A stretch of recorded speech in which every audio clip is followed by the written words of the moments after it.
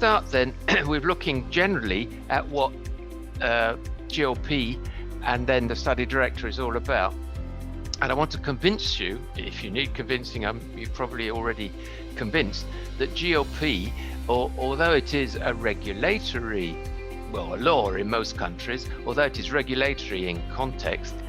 So we're now in the situation of looking a bit more in detail of what study director responsibilities are.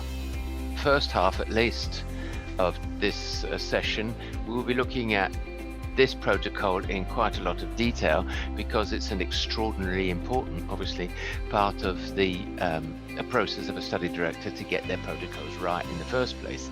Right, let's look at this together. Very short workshop, it's really a game in a way. Is it up here? Workshop raw data, it says. I'm going to talk very quickly about quality assurance, which is not directly, obviously, the responsibility of you, the study directors.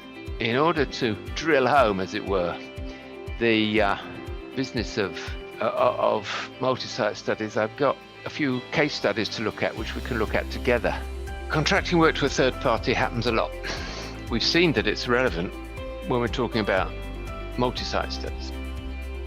And very often it's a study director, well, it is a study director in a multi-site situation who is going to be responsible for contracting work to a third party. Let's get our glossary sorted out. When we talk about referring work to a third party, there's always somebody who provides the contract.